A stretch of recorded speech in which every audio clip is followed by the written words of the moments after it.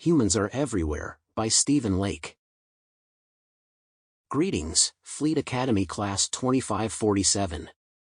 In today's lesson we will be learning about a rather peculiar and widespread race who call themselves humans. I can see by the expressions on your faces that you have already heard about this enigmatic and curious species. Yes, humans are one of those races who somehow successfully defies all proper definition or explanation. For example, they are one of the least numerous among all the races within the Federation, consisting of just one small planet, around a yellow star, that exists in a part of our galaxy that is rarely visited. And yet, despite this, humans have somehow made a massive and lasting impact on our galaxy as a whole and, it would seem, the entire multiverse as well.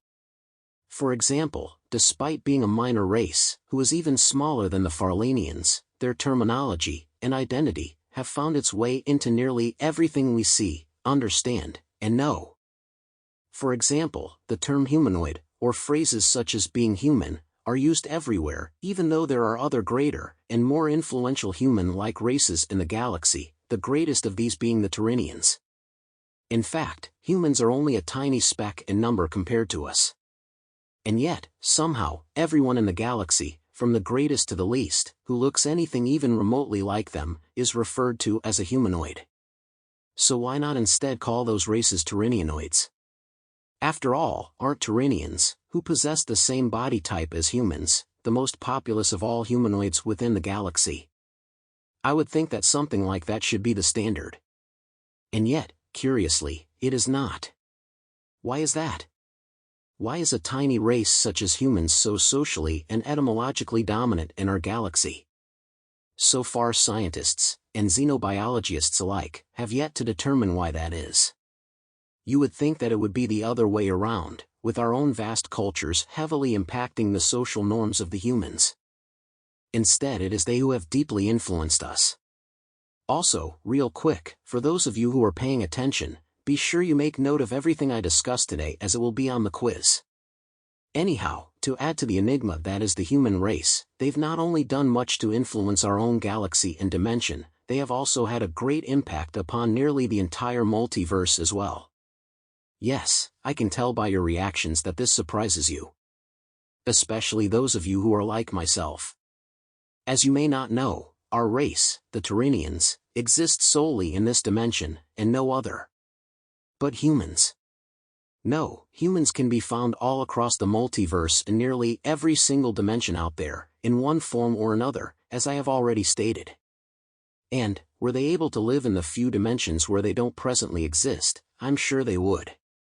That being said, there is evidence that they may have, at one time, existed there as well, but were somehow either destroyed by a natural disaster in their respective realms, or fell to their own greed, foolishness, or other self-inflicted extermination. This is something that humans are very good at. This is another unexplainable peculiarity of their species. Unlike most other races within the galaxy, in the multiverse as a whole, they seem content with being self-genocidal at times, should it suit their needs. They even have a peculiar behavior, one they call the Samson option, which is sometimes employed by them to defeat a superior enemy by mutually exterminating both parties. Apparently humans believe that, if they have no other hope of winning, then, by the Nine Nebulae, they will gleefully take their enemy with them to a mutual grave. That's why even the Glossaer, who we all love to hate, are terrified of humans. In fact, the reputation of the humans is so infamous that we, the Federation, have used this to our advantage many times against the Glossaer, and other similarly militant and bloodthirsty races, convincing them to restrain themselves, lest we unleash a human upon them who will wipe their entire race from existence. And, while humans are clearly not that powerful, their fearful reputation makes them a great and useful bargaining tool when dealing with the Glossaer, and other similar races. Now, getting back to what I was previously saying, the humans are a very prolific race, spanning most of the multiverse in one form or another. In fact, their expansive presence makes them almost as prolific as Garmagigic bugs, although less gross. Something that is even more interesting about them is that, despite our best efforts, we have been unable to find evidence of a multidimensional seeding of their race by a singular entity. from all that we have been able to learn, every single family of humans, across the entire multiverse, appear to have arisen naturally in the dimensions in which they exist. There's also no evidence that any of the many known species that regularly travel the multiverse had any hand in this. This is further reinforced through the strange and unexplainable diversity in their respective technologies. In fact, most of them lack the ability to leave their home planet, or their respective solar systems, and spread out across their local galaxies. And that's not to say that humans are stupid. Well, I mean, some of them certainly are. But it is not something that is endemic of their race. After all, stupidity is present in every species. So much so, in fact, that we could easily use the same argument to describe every one of our own species as well. I mean, how many of you have heard of the Tarlinian who was recently caught doing something massively stupid? A show of hands? Yes, I see you've all read the latest NewsWeb article about that. So stupidity is clearly not something that is unique to any one race. Humans, like nearly all others, are also widely noted for having, and expressing, great feats of genius. So, as I was saying, stupidity does exist in their race, but is not endemic, the same as is true of nearly every other race in the multiverse. However, despite this incredible genius, their race can also be quite ignorant and self-destructive at times, which is likely the greatest reason for why they haven't evolved any faster technologically than they have.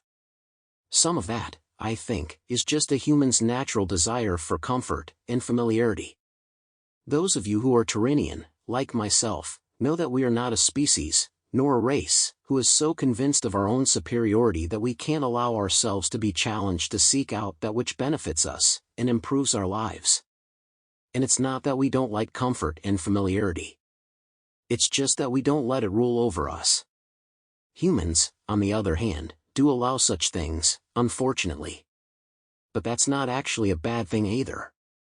Take for example our war with the Lith. They rolled over the Federation for the first 2 years of the war like we were a limp Scythian noodle. In turn, every spacefaring world that stood in their path was annihilated. Everyone, that is, except the humans. Apparently the fact that they weren't spacefaring at the time, and thus no threat to the Lith, was the only thing that saved them from total extermination. The same has been true of humans in a number of other dimensions as well. In Universe 84, the humans, who lived there, avoided being conquered by the Isobalati only because they were too primitive at the time to be seen as a worthwhile acquisition. So they, and their world, were spared. This, in turn, benefited the humans later on when the Isobalati were defeated by their galaxy's version of the Federation, known locally as the Keepers of Weird Species. Don't laugh. We once talked with their leaders about that, and they said that they're very proud of that name. But I digress. In short, humans are everywhere. Or, nearly so it seems. At least enough to make a noticeable impact on the entire multiverse. This now brings me to another group of humans, in Universe 26, who I think you will find interesting. What sets them apart from their fellow humanoids across the multiverse is that they are the only species in their dimension. Literally, there is nobody else there except them, and their singular home planet. Yes, in the back? Is their dimension small? To answer your question, it is surprisingly no bigger, nor smaller, than our own. It's just very, very empty. That's what surprised us so much when the Federation first stumbled onto them. As many of you already know, we first gained the ability to travel to other dimensions just over a millennia ago. Since then we have done extensive exploration and mapping of other dimensions, and the multiverse as a whole since then. But you'll learn more about that in next week's lecture, as we will have a guest speaker here who hails from the Federation Sciences Division, and will speak on the multiverse and its importance to you. As Federation fleet officers, you will all be required to know everything you can about it, how it works, who is out there, and much more. This is important because you will, from time to time, have encounters with it, and its inhabitants, either planned or unplanned. Thus, knowing all you can about it will be important to your future roles as fleet officers, as it will be paramount in ensuring the safety of our universe. Yes, question. Why is this important? that's actually been asked by a lot of other future officers like yourselves many times before. But, again, that will be covered in great detail in next week's lecture. For the moment I will simply say that this is an important topic for you to know, and to understand, because we're not the only ones who possess the ability to step between dimensions, nor the first to do so. There are many other races and organizations, from other dimensions are far older than our own, that have been doing this for quite a while. So, as experience has taught us, being up to speed on things like this could be the difference between life and death for each and every one of you. But, anyhow, back to the topic at hand. Namely, the humans of Dimension 26. And, before you ask why it has that designation, it's simply because it was the 26th dimension that we discovered when we began exploring the multiverse. Anyhow, when we first entered their dimension nearly a millennia ago, we were shocked to discover the previously mentioned lack of life that was a hallmark of their universe. The fact that we even noticed them is nothing short of a miracle. It was around the time, when we were completing our surveys of their universe, that we found them. The humans we discovered there live on a single planet, in a 9-planet system, surrounding a yellow dwarf star that is only capable of providing life to just one of their 9 worlds. The others are all either too hot, or too cold for the humans there to live on. Although, that being said, to their credit, they are actively trying to find ways to survive on their other worlds, if such things are even possible, given their incredibly primitive technology. But, the fact that they're at least trying is a good sign. As for their homeworld, it is the 3rd planet from their sun, and is locally known as Earth. The funny thing about this is, in some of their languages, that name literally translates to the very soil on which they live. Yes? 3rd row from the back. What's your question? Do they have a common language? At this time, no. However, they do have several dominant languages on their world, which are used by a large percentage of the population there, to communicate between one another. This is important as their species is divided up into different, and sometimes clashing ideologies and belief systems. In fact, in some cases, these divisions exist even within their languages such that the meaning of words often change from city to city, and state to state, which can lead to some rather difficult, and often troublesome misunderstandings. Another important thing to note about the D26 humans is that, unlike our own, they have a great propensity for war. As a point of comparison, our humans are generally docile in nature, and peace-loving, whereas they are not. In fact, the D26 humans possess a strange bloodlust that, while not a common behavior across the entire planet, is still very prevalent among some of their cultures. But this is where things get really interesting. One of our past admirals, the great and renowned Jabarandia, once commented that, and I quote, "The humans of D26 are, in many ways, a near-perfect microcosm of our own galaxy." Sure, there's some obvious differences between them and us. However, at the same time, they also mirror many of our own peculiarities as well. This is, again, one of the amazing things about humans. Despite being an entirely separate race of their own, they still somehow instinctively mimic the natural traits of many of the races that exist in our galaxy, as well as the multiverse as a whole. So, for lack of a better term, they are a microscopic mirror of ourselves. Yes? Question in the back. Are these humans a threat to us? Oh, hardly. It's certainly a fact that they have the power to annihilate themselves through the use of nuclear and biological weapons. But, in comparison to us, they are woefully primitive and heavily tribal to the point that they present no threat to us in any way. And in terms of technology, they are, at the very least, for millennia or more removed from ourselves. We expect them to eventually, at some point, step out into the wider multiverse.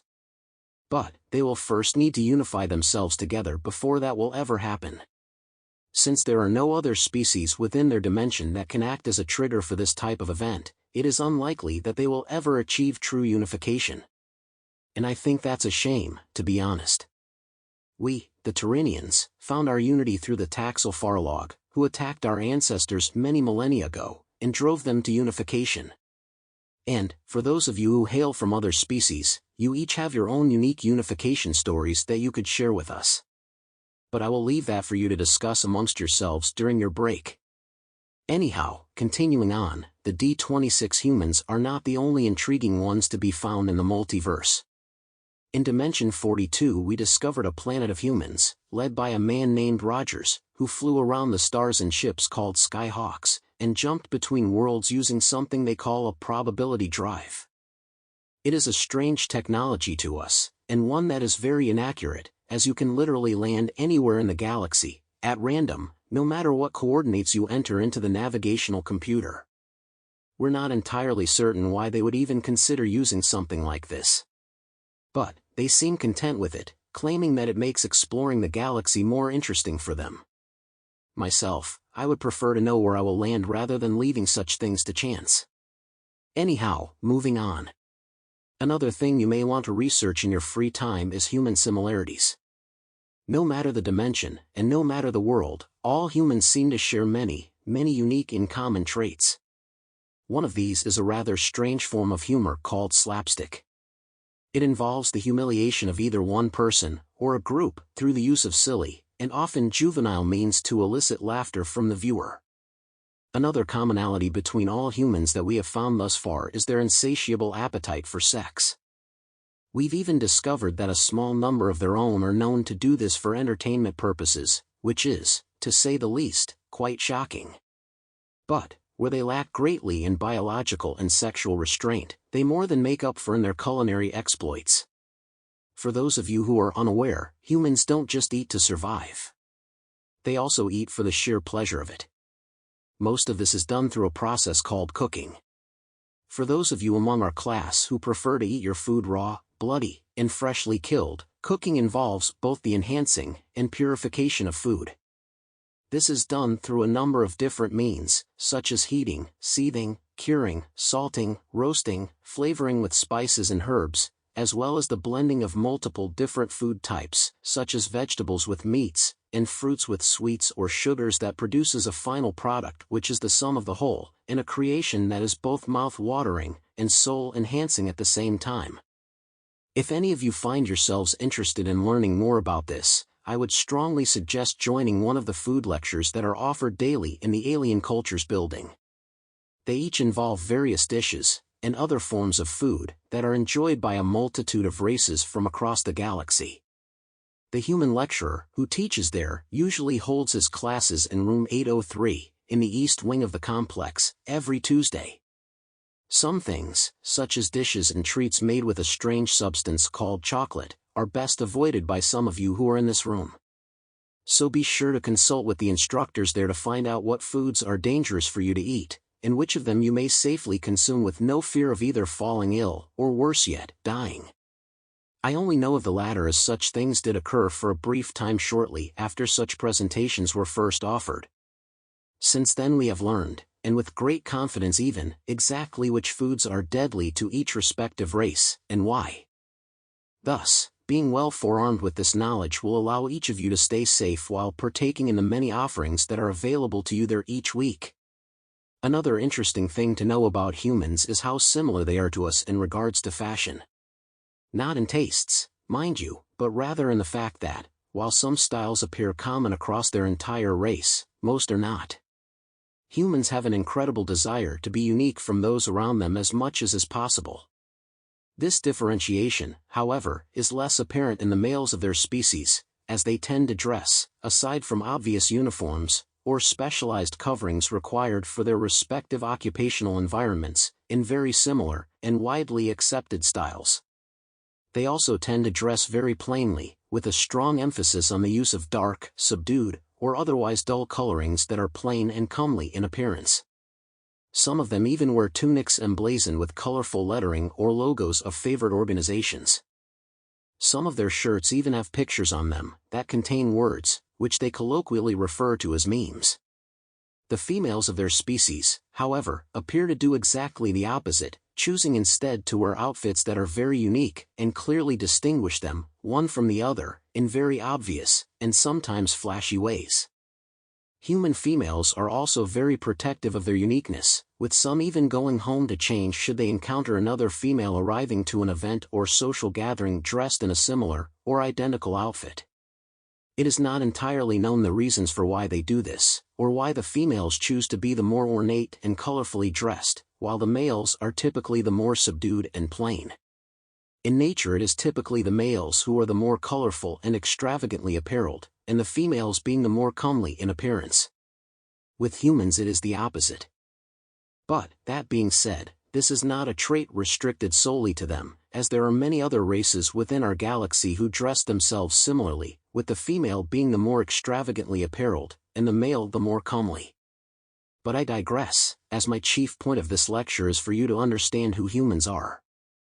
We can all learn a lot from this small, yet powerfully influential species of bipedal humanoid life forms, as they've already had, and will continue to have, a long and lasting impact on our universe. And, with that, I conclude my lecture. We will now take a 20-minute break, after which you will each be given a quick quiz on what I have discussed here today to see how well you listened and retained everything that was discussed. Also, if you have any questions, please feel free to ask. Otherwise, I wish you the best on your quiz. Once that is completed, I will begin part 2 of my lecture, in which we will discuss some of the unique and interesting cultural elements of humanity, including rock bands, social norms, and a strange, dark beverage they call cappuccino, of which our scientists have yet to determine its useful purpose. The end.